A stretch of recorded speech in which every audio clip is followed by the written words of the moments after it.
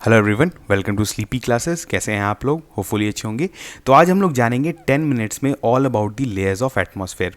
Atmosphere जो topic है आपने ऑलरेडी अपनी ज्योग्राफी के एनसीईआरटी बुक्स में पढ़ा होगा और इससे रिलेटेड जो है स्टेट पीसीएस में भी काफ़ी क्वेश्चन आता है। तो चलिए हम लोग इसको अच्छे से देखते हैं डिटेल में। सबसे पहले क्या है कॉम्पोजिशन ऑफ एटमॉस्फेयर।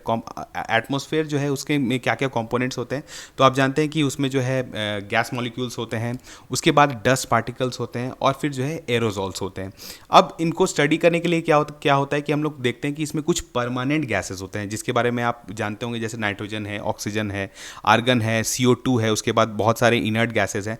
तो इनका परसेंटेज बाय वॉल्यूम भी आप जानते हैं कि सबसे ज़्यादा जो है वो नाइट्रोजन होता है। ठीक है, इसके अब देखिए ये जो परमानेंट गैसेस है इनका हमने इसका जो कॉम्पोजिशन है इस पर बेस हम लोग किसी और लेक्चर में पढ़ेंगे। आज हम लोग लेयर्स पढ़ने वाले हैं, लेकिन आपके लिए यहाँ पर ये जानना जरूरी है कि ये जो परमानेंट गैसेस होते हैं इनका भी डिस्ट्रीब्यूशन जो है वो डिफरेंट होता है एल्टीट्यूड्स पर भी। अगर आप देखेंगे जैसे यहाँ पर कि oxygen will be almost in negligible quantity at the height of 120 kilometre. मतलब अगर आप सरफेस से 120 किलोमीटर ऊपर जाएंगे तो वहाँ पर आपको ऑक्सीजन जो है वो काफ़ी कम मिलेगा। ठीक है, वैसे ही अगर आप कार्बन डाइऑक्साइड को देखेंगे तो वो 90 किलोमीटर तक आप जाएंगे तो वहीं पर आपको जो है वो मिलना बंद हो जाएगा। तो ऐसा क्यों होता है? यहाँ पर देखिए क्या होता है, तो आप एक सिंपल सा फिजिक्स है कि जो भी आपका गैस मॉलिक्यूल हैवियर होता है वो सरफेस के पास रहता है। तो यहाँ पर क्या है, देखिए CO2 जो है वो O2 से हैवियर है, तो आपका जो है ये नीचे ही 90 किलोमीटर तक ही रहता है। इसके ऊपर जो है आपको CO2 बहुत कम मिलेगा।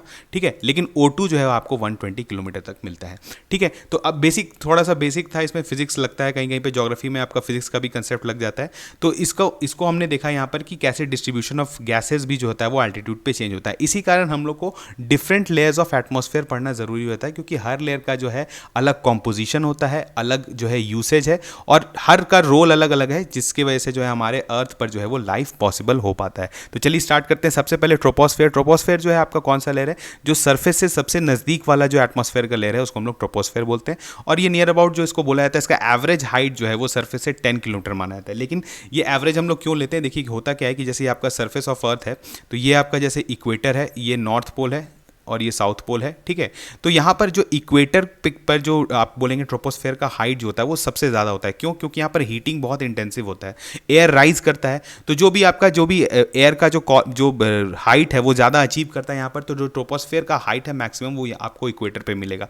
वहीं आप अगर पोल्स पे चले जाएंगे तो वहाँ पर एयर जो है वो हैवी और डेंस हो जाता है, तो वो वहाँ पर जो हाइट है वो नियर अबाउट 8 किलोमीटर जो है रहता है। तो यहाँ पर करीबन 18 किलोमीटर, यहाँ पर करीबन 8 किलोमीटर, और इसका एवरेज जो हम लोग ले लेते हैं वो करीबन 10 to 13 किलोमीटर हम लोग हाइट मान लेते हैं कि वो ट्रोपोस्फेयर का हाइट है। ठीक है, उसके बाद इंपॉर्टेंट क्या है, देखिए 75% जो है टोटल एटमॉस्फेयर का मास जो होता है, जो आप बोलेंगे वेट, वो इसी आपके ट्रोपोस्फेयर में ही आपको मिल जाएगा। अब ऐसा क्यों है? क्योंकि आप जानते हैं वाटर वेपर, ठीक है, वाटर वेपर या दूसरे तरह के जो गैसेज हैं वो मेनली कंसंट्रेटेड रहते हैं आपके ट्रोपोस्फेयर में ही। तो इसी कारण अगर ऊपर ऊपर जब जाते हैं तो होता क्या है, मास यहाँ पे होता क्या है कि वहाँ पर आपका जो है एयर जो है वो काफ़ी सेपरेटेड हो जाते हैं। जब आप ऊपर जाएंगे मीजोस्फेयर या जो भी स्ट्रेटोस्फेयर में जाएंगे तो वहाँ पर एयर मॉलिक्यूल्स या जो आप गैस मॉलिक्यूल्स बोलते हैं वो काफ़ी सेपरेटेड हो जाते हैं। तो इसी कारण उनका जो है वो बहुत रेयरिफाइड स्टेट में रहते हैं, तो वहाँ पर उनका मास जो है वो घट जाता है। अब यहाँ पर देखिए क्या है, all weather events take place in this, जो भी आपका rainfall, hail storm, mist, fog, जो भी वेदर सर्कुलेशन, चाहे वो साइक्लोनिक, एंटी साइक्लोनिक जो भी होता है वो सब जो है आपके ट्रोपोस्फेयर में ही आपको देखने को मिलेंगे। ठीक है, उसके बाद देखिए राइज इन लैटिट्यूड। अगर आप लैटिट्यूड अगर राइज करते हैं तो एयर प्रेशर भी वो डिक्रीज करता चला जाता है। सिंपल सा फिजिक्स है, क्योंकि ऑब्वियसली ऊपर जो है आपका क्या होता है, मॉलिक्यूल्स दूर दूर हो जाते हैं, तो वहाँ पर प्रेशर जो है वो डिक्रीज करने लगता है। सेम प्रेशर डिक्रीज करने की वजह से क्या होता है, जो आपका जो टेम्परेचर भी है वो भी जो है वो घटने लगता है। जो आपका ऑब्वियसली सरफेस के नज़दीक जो एयर मॉलिक्यूल्स रहता है वो ज़्यादा हीटेड रहता है, हायर एनर्जी स्टेट में रहता है, तो उनका टेम्परेचर ज़्यादा रहता है। जैसे ही आप ऊपर चले जाएंगे वो सेपरेटेड हो जाते हैं, लोअर एनर्जी स्टेट में रहते हैं और उनका टेम्परेचर जो है वो घटता चला जाता है। अब जिस रेट से टेम्परेचर घटता है उसको हम लोग बोलते हैं लैप्स रेट। अगर आपसे क्वेश्चन पूछा जाए व्हाट इज लैप्स रेट, तो ट्रोपोस्फेयर में हाइट अचीव करते से जैसे आपका टेम्परेचर घटता है, जिस रेट से घटता है उसको हम लोग लैप्स रेट कहते हैं, और ये कितना होता है, करीबन 5 डिग्री सेल्सियस पर किलोमीटर। ठीक है, उसके बाद ये क्या होता है, troposphere is bonded on the top bye a layer of air called tropopause. अब होता क्या है, ट्रोपोस्फेयर का जो टॉप मोस्ट जो लेयर है, ठीक है, उसको हम लोग बोलते हैं tropopause. Basically thin sheet of air होता है और ये जो है सेपरेट करता है आपकी इसके ऊपर वाला लेयर कौन है, स्ट्रेटोस्फेयर और ट्रोपोस्फेयर को। ठीक है, अब देखिए स्ट्रेटोस्फेयर जो है आपका करीबन अगर आप अगर आप ट्रोपोस्फेयर जो है करीब ट्रोपोपॉज अगर आप बोलें तो करीबन 10 किलोमीटर ऊपर है सरफेस से, और इससे ऊपर जो है थोड़ा सा स्ट्रेटोस्फेयर का एरिया रहता है। अब ये वाला एरिया बहुत इंपॉर्टेंट है किसके लिए बताइए, फ्लाइंग ऑब्जेक्ट्स के लिए, खास करके एयरप्लेन्स के लिए, क्योंकि ये जो है यहाँ पर जो आप अगर आप ट्रोपोपॉज से ऊपर बढ़ेंगे या ट्रोपोपॉज वाला ही रीजन, वहाँ पर जो है आपका क्लाउड्स नहीं रहता है। हमने बोला कि जितने भी आपका वेदर इवेंट्स होता है वो ट्रोपोस्फेयर में ही होता है, इसके ऊपर आप जाएंगे तो आपको क्लाउड्स फ्री रीजन मिलता है। तो इसी कारण प्लेन्स जो है जनरली आप देखेंगे कि वो आपका 15 to 18 किलोमीटर एल्टीट्यूड जो है अचीव करके वहाँ पर ट्रैवल करते हैं। तो ये बहुत ही अच्छा एक फ्लाइंग एरिया है। ठीक है, चलिए हम लोग बढ़ते हैं नेक्स्ट, दैट इज स्ट्रेटोस्फेयर। बहुत सबसे इंपॉर्टेंट जो आप सबसे मोस्ट इंपॉर्टेंट लेयर है हमारे एटमॉस्फेयर में, क्यों? क्योंकि इसमें प्रेजेंट होता है आपका ओजोन, और ओजोन क्या करता है आपका ब्लॉक करता है यूवी रेस। अब देखिए इसको अगर हम देखेंगे, it lies beyond troposphere up तक एल्टीट्यूड जो है 50 kilometre from the earth surface. मतलब क्या होता है कि आपका 10 किलोमीटर तक तो आपका जो है ट्रोपोस्फेयर रहा, और 10 से 50 जो है वो आपका जो है स्ट्रेटोस्फेयर देखने को मिलता है। अब इसमें जो नीचे जो अगर आप बोलेंगे लोअर पार्ट ऑफ स्ट्रेटोस्फेयर जो होता है, यहाँ पर बेसिकली ये भी एक क्लाउडलेस रीजन रहता है यहाँ पर, और यहाँ पर जो है कुछ ज़्यादा नहीं होता है क्योंकि ओजोन इसके ऊपर होता है। तो यहाँ पर जो टेम्परेचर का भी जो है चेंज कुछ देखने को नहीं मिलता है। जैसे आपका हमने देखा था कि ट्रोपोस्फेयर में क्या होता है कि आपका जैसे आप राइज कर रहे थे तो टेम्परेचर फॉल हो रहा था, थोड़े रीजन के लिए स्ट्रेटोस्फेयर के लिए जो है टेम्परेचर ऑलमोस्ट जो है वो कांस्टेंट रहता है। लेकिन उसके बाद क्या होता है, 30 किलोमीटर पे जो है आपका आ जाता है ओजोन लेयर, जो कि आपका बेसिकली स्ट्रेटोस्फेयर में ही लाई करता है। 30 to 60 जो है दैट इज बहुत इंपॉर्टेंट पार्ट है, जो कि बेसिकली थोड़ा सा मीजोस्फेयर का भी पार्ट उसमें आ जाता है। देखिए ऐसे हम लोग तो क्योंकि पढ़ना है तो इसीलिए हम लोग एकदम बोल देते हैं कि 60 किलोमीटर के बाद जो है आपका मीजोस्फेयर स्टार्ट होता है, लेकिन ऐसा नहीं होता है। वहाँ पर मिला जुला जो है आपका लेयर्स होता है। तो 30 to 60 किलोमीटर जो है आपका, जो कि लोअर मीजोस्फेयर को भी कवर करता है, वहां पर आपका क्या होता है, ओजोन मॉलिक्यूल्स होता है। और जानते हैं आप ओजोन जो स्ट्रेटोस्फेयर में प्रेजेंट रहता है वो क्या करता है, मेनली हमें जो है यूवी रेस से जो है वो बचाता है। ठीक है, उसके बाद देखिए क्या है टेम्परेचर। अब जैसे देखिए जहां पर ओजोन स्टार्ट होता है 30 किलोमीटर से, तो अब यहां पर इंटरेक्शन होता है क्योंकि ब्लॉक करता है सनलाइट को, तो यहां से जो है टेम्परेचर राइज करना स्टार्ट कर जाता है। तो अगर आप बोले देखेंगे तो स्ट्रेटोस्फेयर में अगर आप बोलेंगे तो थोड़ी देर के लिए कॉन्स्टेंट रहता है, लेकिन 30 किलोमीटर के बाद जो है टेम्परेचर जो है आपका राइज करना स्टार्ट कर देगा। ठीक है, तो स्ट्रेटोस्फेयर हो गया। इसके बाद हमारा जो नेक्स्ट है दैट इज मीजोस्फेयर। अब मीजोस्फेयर क्या है, जैसे ही हमारा जो ओजोन लेयर के बियॉन्ड जो मतलब बोल सकते हैं 50 किलोमीटर से लेके 80 किलोमीटर जो है वो आपका मीजोस्फेयर होता है। अब यहाँ पर होता क्या है कि यहाँ पर जो गैस मॉलिक्यूल्स हैं ये काफ़ी दूर दूर हो जाते हैं।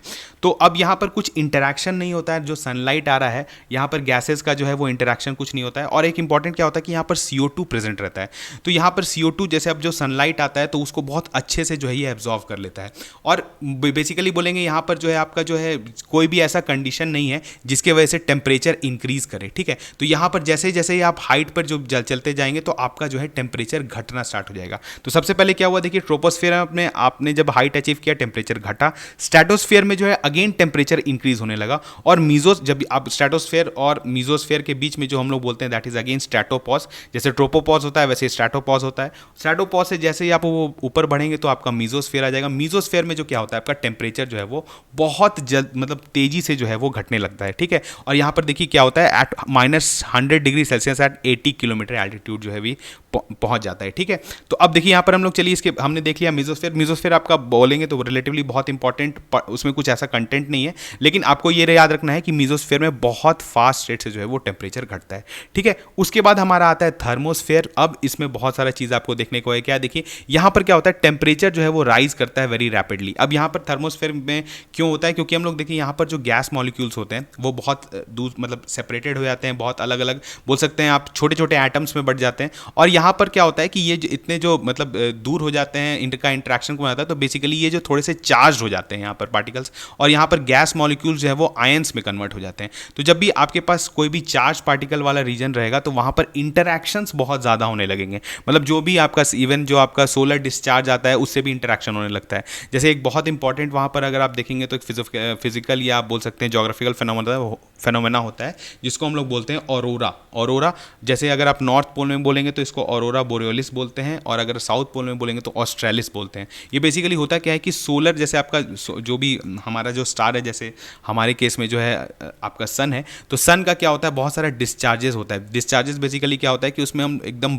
एक बंडल ऑफ जो है चार्ज पार्टिकल जो है वो जो है रिलीज करते रहता है। तो अब जैसे आपका थर्मोस्फेयर में क्या है कि आपका आयंस प्रेजेंट है, तो जैसे ही आपका जो ये सोलर डिस्चार्ज आता है ये इसके साथ इंटरैक्ट करने लगता है। अब ये आयंस हैं बेसिकली चार्ज पार्टिकल पार्टिकल्स हैं तो ये क्या करते हैं, हायर अपने एनर्जी स्टेट में जाते हैं और फिर जब लौटते हैं तो फिर ये क्या है, फ्रीक्वेंसी एमिट करते हैं और वो इन द फॉर्म हम लोग को क्या दिखता है, लाइट। तो आपने देखा होगा अक्सर जो है आपको अगर आपने फोटो देखा होगा या इसका बहुत फोटोग्राफ्स भी लिया जाता है, ये बेसिकली जो है ऐसा कुछ आपको जो है आसमान वहाँ पे दिखता है। तो ये पहले इसको लोग समझते थे कि ये कुछ जो है सुपर नेचुरल इवेंट है, लेकिन बेसिकली ये क्या है, एक इसमें फिजिक्स क्या है कि ये जो है आयन्स जो है आपके जो चार्ज होते हैं वो हायर एनर्जी स्टेट में जाते हैं और जब रिवर्ट बैक करते हैं तो वो डिफरेंट फ्रीक्वेंसी का जो है वो लाइट एमिट करते हैं। अब ये जो अगेंस्ट आपका यहाँ पे आयन्स प्रेजेंट है तो ये क्या होता है, यहाँ पर जैसे जब भी आपका चार्ज पार्टिकल प्रेजेंट रहता है तो ये जो लेयर है ये बहुत अच्छा है रेडियो वेव ट्रांसमिशन के लिए भी। मतलब रेडियो वेव जो आपका कम्युनिकेशन होता है तो यहाँ पर से सेंड होता है और ये बहुत अच्छे से रिवर्ट बैक करता है। तो इस लेयर को जो है हम लोग यूज़ करते हैं फॉर रेडियो वेव ट्रांसमिशन के लिए भी। ठीक है, तो यहाँ पर हो गया आपका, हमने पढ़ लिया कि ये क्या पढ़ा हमने कि आपका देखिए इसका रेंज जो होता है क्या बेसिकली 80 to 400 किलोमीटर होता है। ऑलमोस्ट जो है ये स्पेस एंटर कर ही जाता है। ठीक है, और मतलब स्पेस जो है यहाँ से स्टार्ट हो जाता है और इसके बाद जो है क्या आता है आपका एक्सोस्फेयर, जो upper most layer of the atmosphere जो है extending beyond the ionosphere above the height of 400 kilometre. और जो इसको बोला जाता है कि ये जो है अब स्पेस से मिल गया, मतलब यहाँ पर हमारा एटमॉस्फेयर जो है वो एंड हो जाता है। यहाँ पर आप जानते हैं कि लो अर्थ ऑर्बिट्स में जो हमारे जो स्पेस स्टेशन है, इंटरनेशनल स्पेस स्टेशन जो है आपको यहाँ पर देखने को मिल सकते हैं। तो ये बेसिकली ऑलमोस्ट जो है ये स्पेस से मिल जाता है। अब देखिए अब यहाँ से क्वेश्चंस क्या आते हैं, एक बार हम लोग देख लेते हैं। सबसे इंपॉर्टेंट होता है कि टेम्परेचर का जो है ग्रेडियंट आपसे पूछा जाता है कि बताइए कैसे, जैसे ट्रोपोस्फेयर में क्या हुआ, यहाँ पर अगर आप स्टार्ट करते हैं, अगर सरफेस से इन्होंने स्टार्ट किया, नीचे देखिए डिग्री सेल्सियस में टेम्परेचर दिया हुआ है और इस साइड जो है आपका एल्टीट्यूड है। तो यहाँ पर आप देखेंगे तो ग्राउंड पर करीबन 20 डिग्री सेल्सियस है। अगर आप हाइट पर जाएंगे तो 10 किलोमीटर के आसपास जो है आपका कितना हो जाता है, -60 डिग्री सेल्सियस। ठीक है, फिर देखिए थोड़ा सा रीजन हमने कहा था कि जहाँ पर जो है टेम्परेचर ऑलमोस्ट कॉन्स्टेंट रहता है। क्यों? क्योंकि यहाँ पर इसके ऊपर स्ट्रेटोस्फेयर, मतलब इसके ऊपर ओजोन लेयर है, इसके बीच का जो है ऑलमोस्ट क्लाउडलेस रीजन रहता है। इसी कारण इसको बोला था कि प्लेन्स जो है यहाँ पर बहुत अच्छे से ट्रैवल करते हैं। इसके बाद क्या हुआ आपका, जैसे ही आपका ओजोन लेयर आता है, यूवी इंटरेक्शंस होता है तो टेम्परेचर राइज होना स्टार्ट होता है। तो देखिए अगेन फिर टेम्परेचर आपका राइज हुआ, फिर जो है आपका स्ट्रेटोस्फेयर पे जो है फिर जो है अगेन आपका टेम्परेचर इन्वर्जन टाइप का कंडीशन क्रिएट होता है और फिर मीजोस्फेयर में आप देखेंगे तो फिर टेम्परेचर बहुत तेजी से घटता है और करीबन अगर आप देखेंगे यहाँ पर तो 80 किलोमीटर पे जो है ये अब नियर अबाउट जो है -90 डिग्री सेल्सियस पहुंच जाता है। अगेन फिर जो है वहाँ पर थर्मोस्फेयर में देखा कि वहाँ पे आयनाइजेशन हो जाता है गैसेस का, इसके वजह से जो है सनलाइट का इंटरेक्शन बढ़ जाता है, वहाँ पे हीटिंग होता है। तो यहाँ पर जो है अगेन थर्मोस्फेयर में जो है वो टेम्परेचर इंक्रीज करता चला जाता है और फिर तो हम लोग जो है वो उसको स्पेस में मिल जाते हैं। ठीक है, तो आज जो है आपको फुली पता चला होगा कि डिफरेंट लेयर्स ऑफ एटमॉस्फेयर में क्या क्या प्रॉपर्टीज होते हैं, क्या क्या कॉम्पोजिशन होता है। ऐसे ही छोटा छोटा टॉपिक्स जो कि आपके एग्जाम पॉइंट ऑफ व्यू से इंपॉर्टेंट होगा उसको हम लोग 10 मिनट्स में कवर करते रहेंगे। तो चलिए मिलते हैं नेक्स्ट लेक्चर में, तब तक थैंक यू।